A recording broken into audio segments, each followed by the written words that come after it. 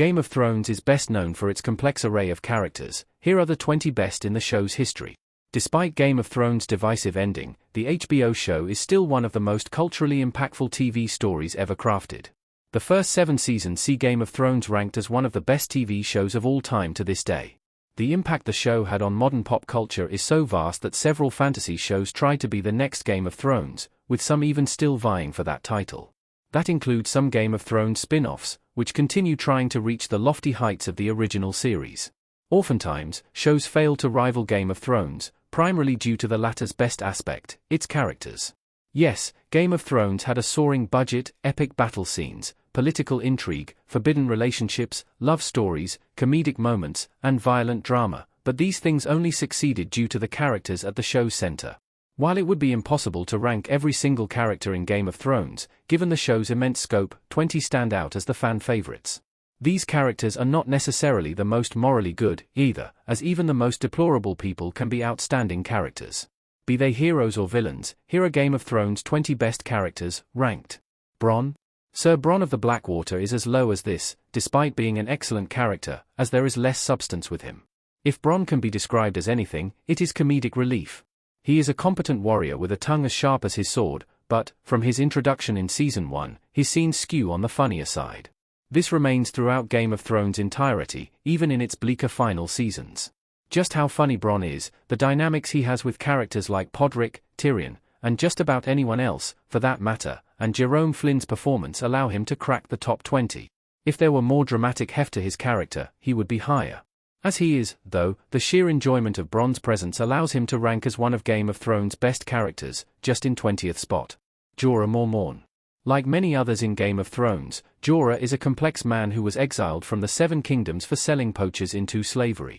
Jorah then took up his role as the aide to Daenerys Targaryen. Throughout Game of Thrones, Jorah's loyalty to Dany never wavered, making him a rare man of honor. His battle prowess and political knowledge make him extra competent, and his unrequited love story, stint with Grayscale, and tragic death in the final season make him overly sympathetic. Jorah Mormont is a great Game of Thrones character, but he doesn't rank higher as he receives slightly less focus than others, as is to be expected with a show of this size. In Seasons 6 and 7, particularly, Jorah is mostly absent, aside from a few standout scenes and moments. For this reason, other characters rank above him. Stannis Baratheon. Men of true honor are hard to come by in Game of Thrones' world, which is what makes Stannis Baratheon so compelling. Before Season 2, Stannis keeps himself to himself, content to let the passing of the crown circulate among his family as the laws state. It is only when he discovers his genuine claim to the throne that he gets involved. This makes Stannis easy to root for in early seasons, despite also rooting for his enemies, like Tyrion. Stannis ranks lower than some others, though, as his storyline begins to spread thin going into Game of Thrones Season 5.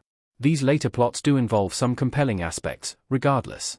His devotion to the throne and reliance on religion to get there, resulting in his daughter's murder, is one such aspect. This allows Stannis to typify Game of Thrones' morally grey characters better than most by the end of his 4-season run.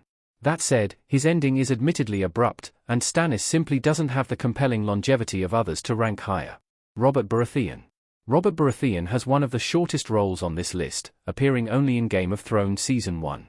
This lack of screen time alone proves how great a character he is, given his rank as the 16th best in Game of Thrones. Mark Addy is excellent at all facets of Robert's complex personality. Addy has the authority needed to make Robert Baratheon the king of Westeros, physically and figuratively, the conflicting impatience for political intrigue, the hilarious comedy as an old friend of Ned Stark, and the presence of someone who used to be one of the finest warriors in the Seven Kingdoms. As he is in Season 1, Robert simply wants to live the remainder of his life as happily as he can and cares little for politics, making him surprisingly human. For this reason, he ranks above some of those with more screen time, as his death is suitably tragic and the inciting incident in the Game of Thrones main conflicts post-Season 1. His small screen time in comparison to his ranking says a lot, but it is still the main factor in why Robert Baratheon is not ranked higher as one of Game of Thrones' most elite characters. Davos Seaworth. Davos Seaworth, in many ways, is almost an amalgamation of Jorah and Bronn. He has the quick wit of the latter and the kind-hearted loyalty of the former. This makes Davos immensely easy to like as he aids Stannis Baratheon and, later, Jon Snow, in their respective journeys. Unlike Bronn, though, Davos has his share of depth. His backstory as the Onion Knight highlights his goodness, as does his relationship with Shireen, Stannis' daughter. The scene in which Davos confronts Melisandre, Stannis' Red Witch, about Shireen's death is one of the show's best dramatic moments and performances by Liam Cunningham. Davos' steadfast loyalty and depth make him a great Game of Thrones character, he just doesn't get as much screen time as those above him. Oberyn Martell. Another short but ever so sweet role in Game of Thrones is Pedro Pascal as Oberyn Martell. Oberyn is introduced with a swagger and confidence that make him seem nigh on unbearable. However, as he grows to bond with Tyrion, unveils his motivations behind being at court, and enacts his vengeance, he becomes immediately easy to root for. Pascal's performance and sheer screen presence are a big factor in this, but Oberyn has some of the best moments in what is undoubtedly Game of Thrones' best season, Season 4. Oberyn's impartial nature in Tyrion's trial makes him instantly more likable than Tywin, Cersei, and those trying to wrongfully convict Tyrion. His speech to Tyrion about why he will be his champion is overly moving, and his battle against the Mountain is one of Game of Thrones' best and most shocking duels. Again, screen time reduces Oberyn's ability to rank any higher on this list. That said, his overwhelming confidence, charming charisma, excellent fight scenes, and the fact that he has some of the standout moments in Game of Thrones' standout season earn him a place on this list.